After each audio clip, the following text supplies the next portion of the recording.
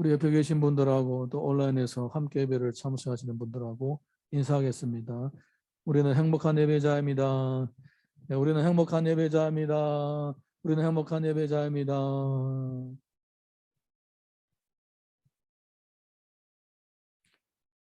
6살 된 아들이 아빠한테 말했습니다. 아빠, 나 커서는 북극 탐험가가 되겠습니다. 아, 그래, 좋아. 아빠가 너를 전적으로 지지를 해줄게. 근데 아빠, 난 나중에 북극 탐험가가 될 건데 지금부터 훈련을 해야 되겠어요. 어떻게 훈련할 건데? 지금부터 차가운 음식을 먹는 연습을 해야 나중에 추위를 적응할 수가 있을 것 같아요. 무슨 차가운 음식을 먹을 건데? 매일마다 아이스크림을 3개 이상을 먹겠습니다.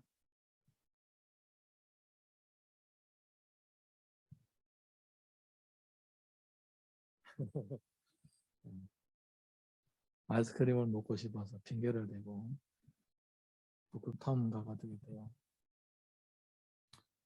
우리가 무엇을 할 때에 반드시 거기에 밑에는 동기가 있습니다. 동기가 깔려 있습니다. 처음에는 잘 모르다가 나중에 보면 동기가 뭔지 슬슬 이제 드러나게 되는 것입니다.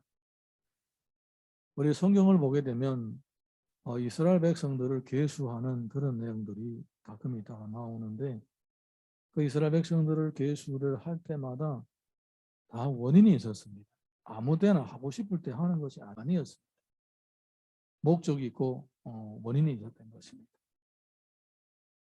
오늘 본문은 인구조사, 이 나라에 얼마나 많은 백성들이 살고 있는가, 그거를 조사를 하다가 실수를 해서 재앙을 당하고 나서 하나님 앞에 다시 나아가서 제사를 하는 그런 내용입니다. 자, 우리 사무엘하 24장 1절 먼저 읽어보겠습니다.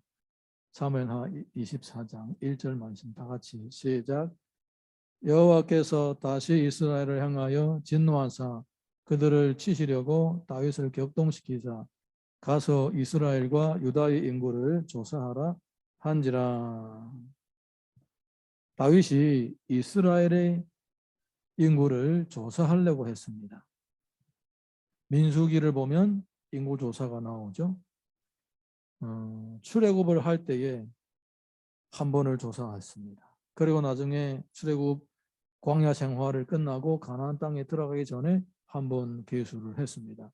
하나님께서 하라고 하신 것입니다. 그래서 그 당시에 이렇게 인구조사를 2번을 했는데 이 인구조사 2번이 무슨 의미가 있느냐? 새로운 시대가 시작되었다는 의미가 있었던 것입니다.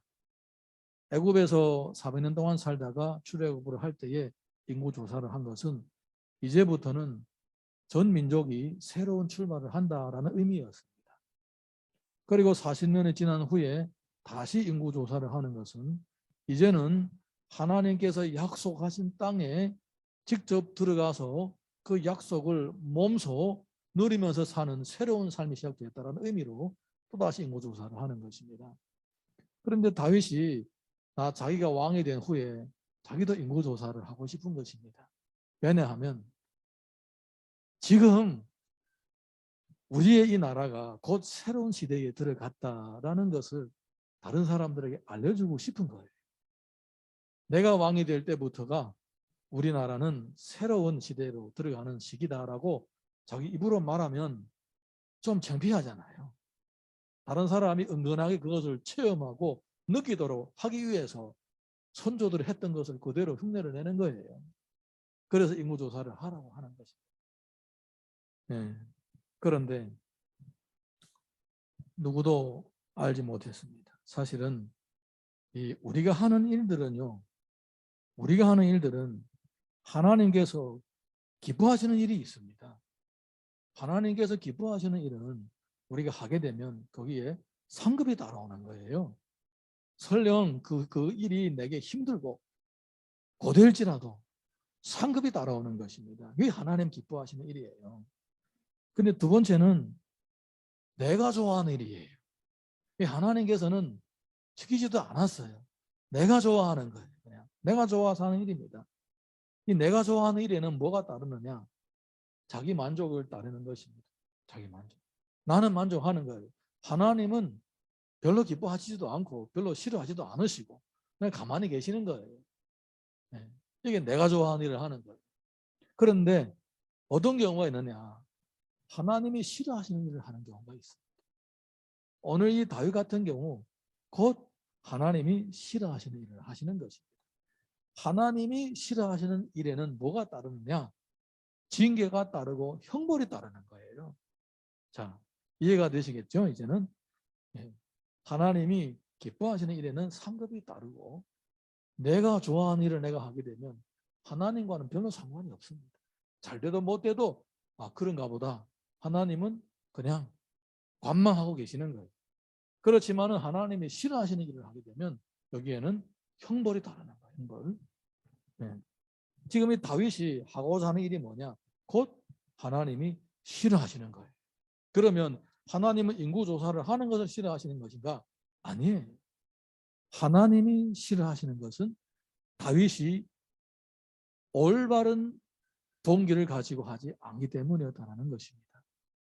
지금 나라가 이렇게 잘 되고 자기 왕위도 튼튼하니까 자부심을 가지게 되고 자랑스럽게 생각하고 누구한테 알려주고 싶고 역사에 남기고 싶은 거예요.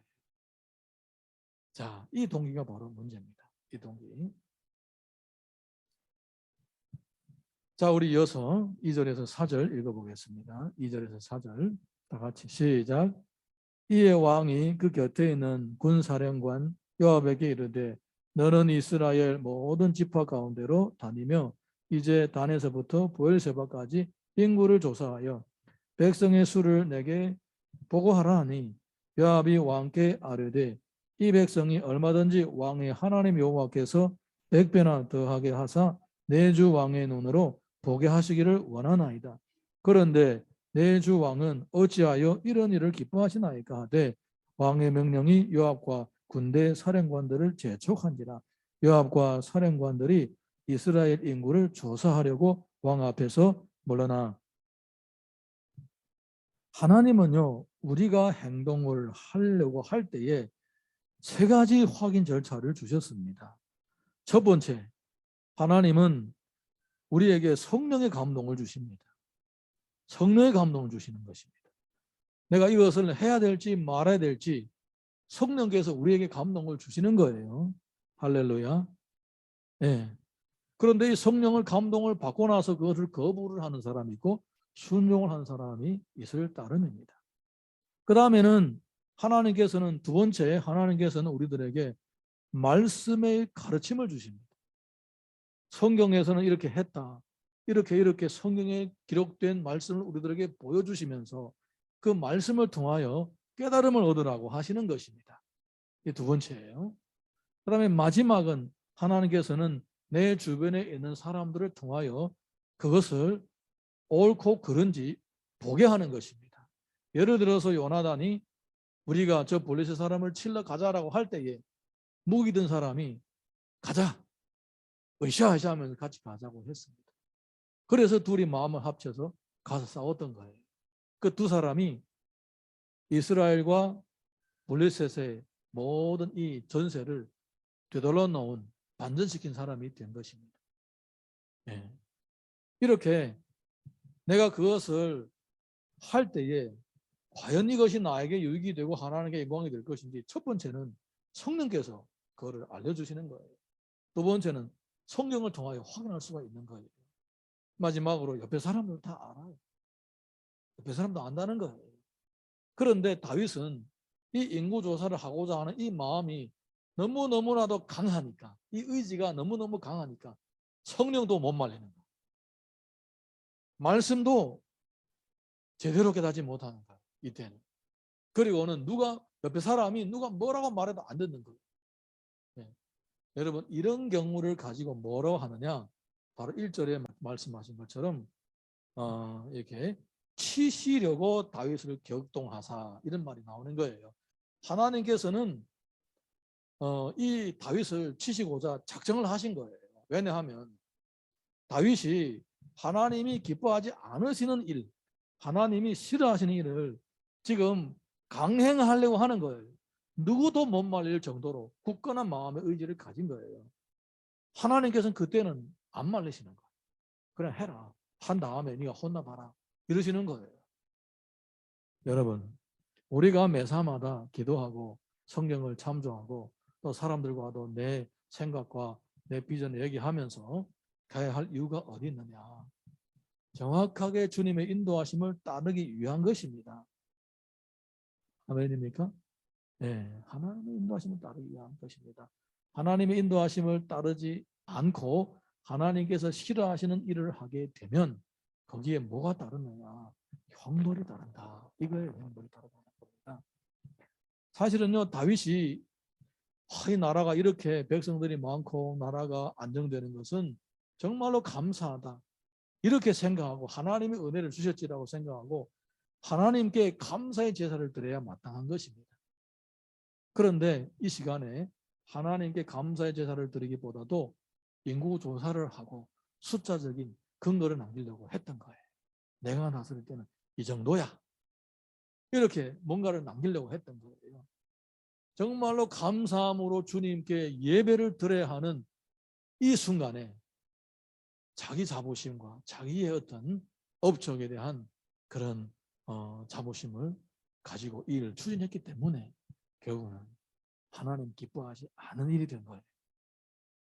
그리고 하나님께서는 그가 강행하려고 할 때 하나님께서는 그에게 벌을 내리시려고 했던 것입니다. 여러분, 다윗조차도 그런데 우리는 어떻게 했습니까? 그렇게 하나님의 마음에 합한 다윗조차도 이렇게 실수를 함으로써 하나님께서 매를 들고 준비하고 있는 이런 상황에 이르렀는데 우리는 얼마나 실수가 많겠습니까? 네. 그러니까 다윗보다 믿음이 약하니까 어떻게 해야 되겠습니까?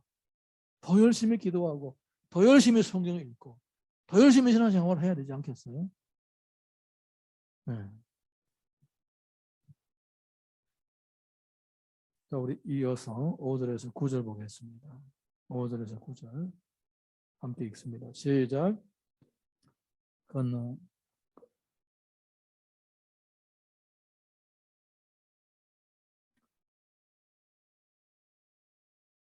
땅에 이르고 또 다냐안에 이르러서는 시돈으로 도로 견고한 성에 이르고 히위 사람과 가나안 사람의 모든 성읍에 이르고 유다 남쪽으로 나와 부엘세바에 이르니라.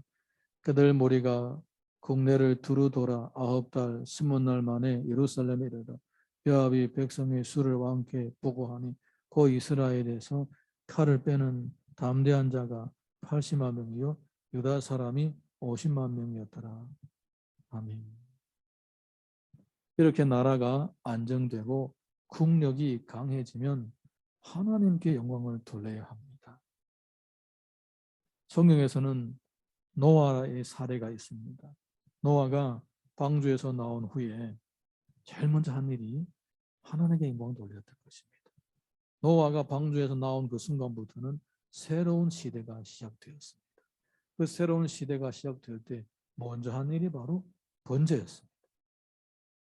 이런 좋은 선례는 다윗에게 큰 감동을 주지 못했던 것입니다. 다윗은 그냥 국민의 숫자를 세어보고 마땅히 하나님 앞에 제사를 드려야 할 이때에 오히려 자기의 자랑과 호기심에 유혹을 받은 것입니다. 여러분, 우리가 이렇게 뭔가가 조금 잘 되고 뭔가가 이거 되는가 보다 기분이 좋아지고 뭔가 될 것 같아 이런 소망이 생길 때에 제일 먼저 뭐 해야 되느냐? 하나님께 영광을 돌려야 됩니다. 할렐루야. 예, 이 하나님께 영광을 돌리는 이 기회를 놓치게 되면 자기 자랑이 서서히 마음을 붙잡게 되면서 그 다음부터 이게 하나님의 은혜를 주셔서 이렇게 되었다라는 생각을 싹 지워버리고 어떻게 하면 내 자신을 좀 과시하려고 남한테 칭찬을 좀 받으려고 이런 유혹에 빠지게 되는 거예요. 꼭 다윗처럼. 네. 이어서 사무엘하 24장 10절 보겠습니다. 24장 10절 시작. 다윗이 백성을 조사한 후에 그의 마음에 자책하고 다윗이 여호와께 아뢰되 내가 이 일을 행함으로 큰 죄를 범하였나이다. 여호와의 이제 간구하옵나니 종의 죄를 사하여 주옵소서. 내가 심히 미련하게 행하였나이다 하니라. 다윗은요 자기가 합당치 못한 일을 한 것을 뉘우치고 자책을 하고 하나님 앞에 회개의 기도를 했습니다. 무엇을 의미합니까? 이런 말씀들은 뭘 의미합니까? 성령께서 다윗에게 감동을 주셨다라는 것을 보여주는 거예요. 하지 말라고 성령께서도 감동을 주셨던 겁니다. 그리고 또 부하들도 하지 말라고 말렸던 것입니다. 이 모든 과정들을 보게 되면 이것은 하나님의 뜻이 아니다라는 것을 알고 있었던 거예요. 그런데 자기가 너무 하고 싶은 거예요. 너무 하고 싶은 거예요. 그래서 성령도 못 말린다. 성령도 못 말리시는 거예요. 그래서 결국은 하고 나서야 아이고 내가 진짜 실수를 했구나. 진짜 잘못했구나. 그래도 얼마나 다행입니까? 그래도 영적으로 민감한 사람이기 때문에 그래도 사후라도 이것이 잘못됐다는 것은 알고 있지. 만약에 영적으로 어두워져 있으면 잘못된 것도 모르고 설령 누가 잘못됐다고 지적하더라도 계속 합리화를 시켜서 정당화를 시켜서 자기가 잘못하지 않았다는 것을 변호하려고 하는 유혹에 빠지게 되는 거예요. 오히려 다윗이니까 영적으로 깨어 있으니까 그래도 이 정도입니다. 사후에라도 잘못했다고 인정을 하고 회개를 하는 거예요. 사랑하는 성도 여러분, 항상 주 안에서 깨어 있기를 주님의 이름으로 축원합니다. 자, 이어서 사무엘하 24장 11절에서 12절 보겠습니다. 다 같이 읽습니다. 시작. 다윗이 아침에 일어나 때에 여호와의 말씀이 다윗의 선견자 된 선지자 갓에게 임하여 이르되 가서 다윗에게 말하기를 여호와께서 이와 같이 말씀하시기를 내가 내게 세 가지를 보이노니 너를 위하여 너는 그 중에 하나를 택하라. 내가 그것을 내게 행하리라 하셨다 하라 하니 하나님께서는 다윗에게 징계를 주시려고 작정하셨습니다. 성령을 거스르고 또 하나님의 말씀대로 그 동기와 의지를 바로잡지 않고 부하들이 말리는데도 강행을 했기 때문에 여기에 대한 징계를 받게 되는 것입니다. 남편이 동창 모임에 갔다가 돌아왔습니다. 아내가 물어봤습니다. 자기 반에 그 제일 예뻤던 그 여학생 지금 무슨 변화가 없어? 그랬더니 남편이 감개무량하면서 대답을 했습니다. 대학 다닐 때든 지금이든 변화가 없어. 여전해. 얘기를 했습니다. 제일 예뻤던 그 대학 동창이 지금도 여전하다. 이런 얘기를 들으니까 아내가 약간 시샘이 나서 이렇게 얘기했습니다. 거의 20년 지났는데도 바뀐 것이 없어? 여전해? 혹시 얼굴 성형한 거 아니야? 물어봤대요. 그랬더니 남편이 아내를 흘겨보면서 대답했습니다. 대학 다닐 때도 나를 본척 만척하더니 20년 지난 후에도 여전해. 지금도 나를 본척 만척. 얼굴이 여전하다는 게 아니고 자신을 대하는 태도가 여전하다 이 말이죠.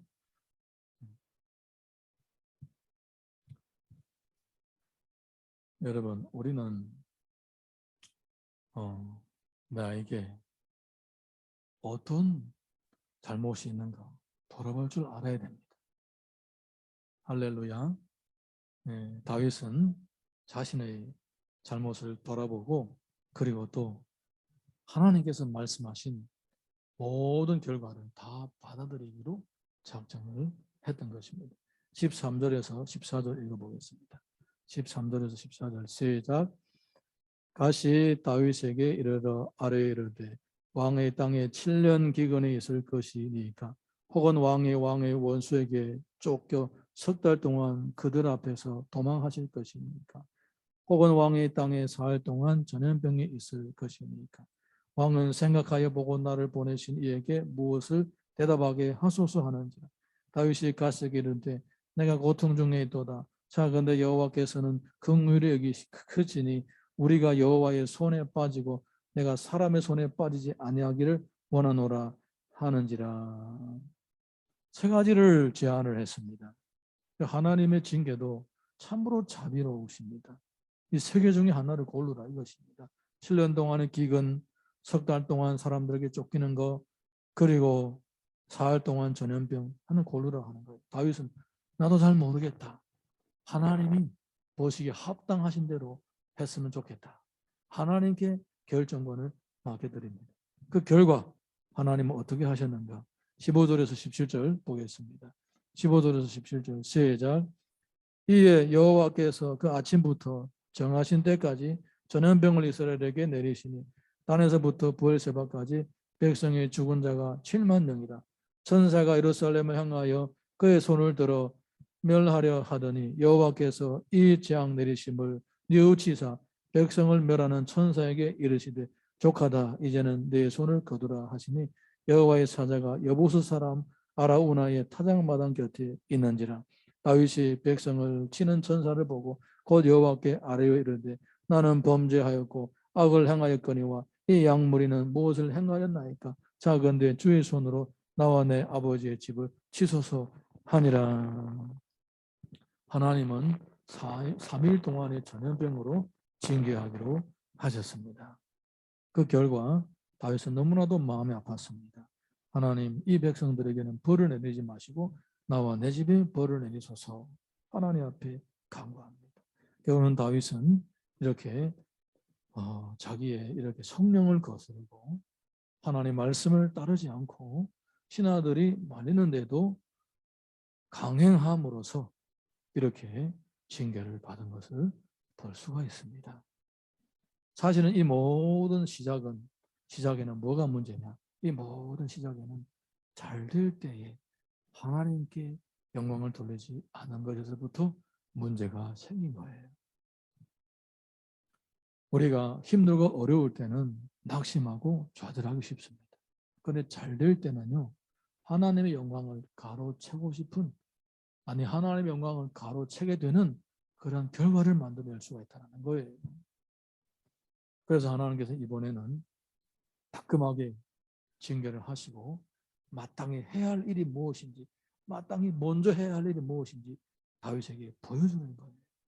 18절에서 20절 보겠습니다. 18절에서 20절 다 같이 읽습니다. 시작. 이날에 가시 다윗에게 이르러 그에게 아뢰되 올라가서 여부스 사람 아라우나의 타작마당에서 여호와를 위하여 제단을 쌓으소서 하며 다윗이 여호와께서 명령하신 바 가스의 말대로 올라가니라. 아라우나가 바라보다가 왕과 그의 부하들이 자기를 향하여 건너옴을 보고 나가서 왕 앞에서 얼굴을 땅에 대고 절하며 이르되 어찌하여 내 주 왕께서 종에게 임하시나이까 하니 다윗이 이르되 내게서 타작마당을 사서 여호와께 제단을 쌓아 백성에게 내리는 재앙을 그치게 하려 함이라 하는지라. 하나님이 지시하시는 곳으로 아라우나의 타작마당으로 가게 됩니다. 그리고 거기에서 하나님 앞에 번제를 드리려고 했던 것입니다. 사실은요, 처음에 이 백성을 계수를 해야 되겠다, 인구조사를 해야 되겠다라는 이런 마음을 가지기 전에 이 일을 강행하기 전에 하나님 앞에 번제를 드려야 되는 거예요. 그때 했어야 됩니다. 그때에. 네. 그렇게 마땅히 하나님을 향한 경외심과 감사함을 표현하지 않으니까 자기의 자랑이 서서히 스멀스멀 올라가게 되는 거예요. 결국은 또 하게 됩니다. 결국은 이 일을 하나님 앞에 와가지고 번제를 드리게 되는 거예요. 이어서 20절에서 24절 읽어보겠습니다. 20절에서 24절 시작. 아라우나가 다윗에게 이르되 원하건대 내 주 왕은 좋게 여기시는 대로 취하여 드리소서. 번제에 대하여는 소가 있고 뗄 네모에 대하여는 마당질하는 도구와 소의 멍에가 있나이다. 왕이여 아라우나가 이것을 다 왕께 드리나이다 하고 또 왕께 아뢰되 왕이 하나님 여호와께서 왕을 기쁘게 받으시기를 원하나이다. 왕이 아라우나에게 이르되 그렇지 아니하다. 내가 값을 주고 내게서 살이라. 값없이는 내 하나님 여호와께 번제를 드리지 아니하리라 하고 다윗이 은 50세겔로 타작마당과 소를 사고 다윗이 하나님 앞에 번제를 드리겠다고 하니까 아라우나가 뭐라고 얘기하냐면 여기에 소도 있고 여기에 뗄 나무도 있고 이 소의 기구들도 있습니다. 그러니까 이것들 다 가져가시고 그냥 하나님 앞에 드리십시오. 내가 드리겠습니다라고 얘기를 하는 거예요. 자, 여기에 굉장히 중요한 예배의 원칙이 있습니다. 여러분, 예배의 원칙은 바로 하나님 앞에서의 헌신입니다. 헌신. 헌신이 없는 예배는 예배가 아니에요. 구약 성경을 보십시오. 헌신을 얘기를 하는 것입니다. 헌신을. 내가 이렇게 하나님으로부터 은혜를 받았으니까 내가 하나님의 헌신하리라. 네, 그래서 하나님의 헌신을 하는 거예요. 공짜가 싫은 사람이 어디 있습니까? 신하가 다 주겠대요. 땅도 내놓고 소도 내놓고 소가 쓰는 기구는 다 내놓겠다. 근데 다윗은 안 된다. 공짜로 내가 하나님을 드릴 수 없다. 결코 돈을 주고 사서 드리는 거예요. 이거 이런 거예요. 만약에 본인이 그냥 아라우나가 준 걸 공짜로 드렸다면 자기 헌신이 아니에요. 그건 아라우나의 헌신입니다. 자기 헌신이 아닌 거예요. 내가 대가를 치러야 그것이 나의 헌신이 되는 거예요. 그래서 공짜를 너무 좋아하지 마십시오. 특별히 예배에는 반드시 나의 헌신이 들어가야 하나님이 나의 헌신을 받으시는 거예요. 이게 바로 예배의 기본 원칙입니다. 자, 우리 이어서 25절 읽습니다. 25절 다 같이 읽습니다. 시작. 그곳에서 여호와를 위하여 제단을 쌓고 번제와 화목제를 드렸더니 이에 여호와께서 그 땅을 위한 기도를 들으시매 이스라엘에 내리는 재앙이 그쳤더라. 번제를 드렸더니 기도가 하나님 앞에 상달되었다라는 것입니다. 예배의 연락은 관계의 회복을 의미하는 것입니다. 하나님께 예배를 드리고 하나님 예배를 받으신 다음에야 이 기도가 통하는 거예요. 그러니까 무엇을 의미하는 것입니까? 만약에 내가 하나님의 싫어하시는 일을 하고 있다. 그러면 그 기도가 상달이 안 된다라는 거예요. 기도가 막혀 있다라는 거예요. 네, 막혀 있다라는 거예요. 그래서 이 하나님 앞에 번제를 드림으로써 이 하나님께서 내 예배를 받으신 후에야 기도를 들으시는 거예요. 할렐루야. 네. 이 예배는 하나님과의 관계의 회복입니다. 20년 전이나 지금이나 뭐 그냥 계속 그런 관계예요. 하나님과 서로가 서로에게 그냥 대화도 안 되는 그런 관계인데 내 혼자서만 뭐 필요할 때만 주님 앞에 부르짖고 그러면 그게 상달되지 않는 거예요. 그냥 혼자서 독백을 하는 거예요. 그러다가 그냥 우연하게 잘 되면 이게 기도응답인가? 기도응답이냐? 뭐 그냥 우연하게 됐겠지. 이렇게 또 생각하게 돼요. 하나님은 전혀 상관이 없는 명의상의 기도를 했다. 명의상의 신앙생활을 한다고 하지만 실제로 하나님과의 어떤 인격적인 교제가 없는 비겁대기로 사는 수가 있다는 거예요. 그래서 우리는 항상 예배를 통하여 하나님과 이 튼튼한 관계를 가지고 살아야만이 기도도 보장이 되고 또 때를 따라 돕는 은혜도 보장이 되는 것입니다.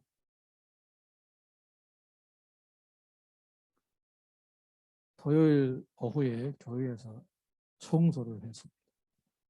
화장실을 청소를 하는데 쥐똥이 발견되었어요. 깜짝 놀라면서 쥐똥이네. 교회에 쥐가 다 있구나.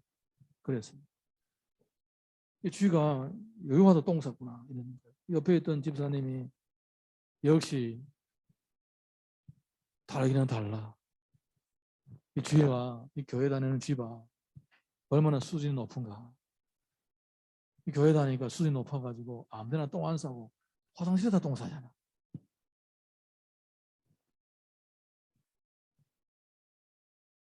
여러분 우리가 예배를 그냥 드리는 게 아니에요. 예배를 통하여 나와 하나님과의 관계가 회복이 되는 거예요. 이 관계가 회복이 돼야 기도가 뚫리는 거예요. 이 관계가 회복이 돼야 하나님의 약속이 보장이 되는 거예요. 네.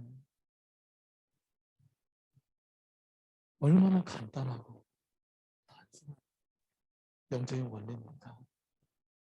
신명기 6장 13절 보겠습니다.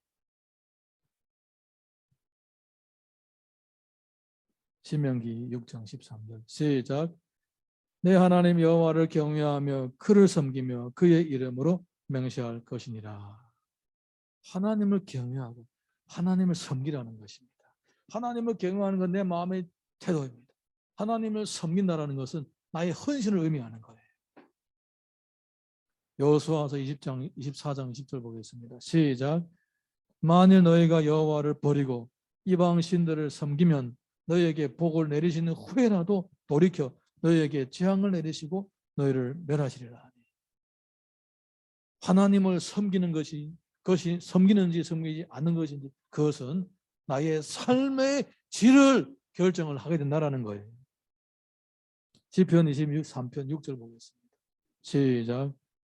내 평생의 선하심과 인자하심 반드시 나를 따르리니 내가 여호와의 집에 영원히 살리로다. 다윗은 그냥 하나님의 집에서 살고 싶은 거예요. 매일 예배 드렸으면 좋겠다. 그런 마음을 지금 고백하고 있는 게 아니에요. 얼마나 예배를 사모했으면 이런 말을 하게 되나 이거예요. 내가 여호와의 집에 영원히 살리로다.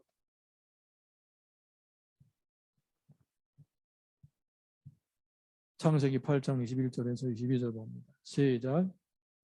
여호와께서 그 향기를 받으시고 그 중심에 이르시되 내가 다시는 사람으로 말미암아 땅을 저주하지 아니하시리니 이는 사람의 마음을 계획하는 바가 어려서부터 악함이라. 내가 전에 행한 것 같이 모든 생물을 다시 멸하지 아니하리니 땅이 있을 동안에는 심음과 거둠과 추위와 도유와 여름과 겨울과 낮과 밤이 쉬지 아니하리라. 하나님은 노아의 예배를 받으시고 다시는 물로 심판하지 아니하시겠다고 맹세를 하십니다. 출애굽기 23장 25절 26절 봅니다. 시작. 내 하나님 여호와를 섬기라. 그리하면 여호와가 너의 양식과 물에 복을 내리고 너의 중에서 병을 제하리니 내 나라에 낙태하는 자가 없고 임신하지 못하는 자가 없을 것이라. 내가 너의 날수를 채우리라. 아멘. 이 출애굽기의 이 말씀이 저와 여러분의 삶에 그대로 응답되기를 주님 이름으로 축원합니다. 다 같이 일어나셔서 우리 찬양 하나 부르고 기도하겠습니다.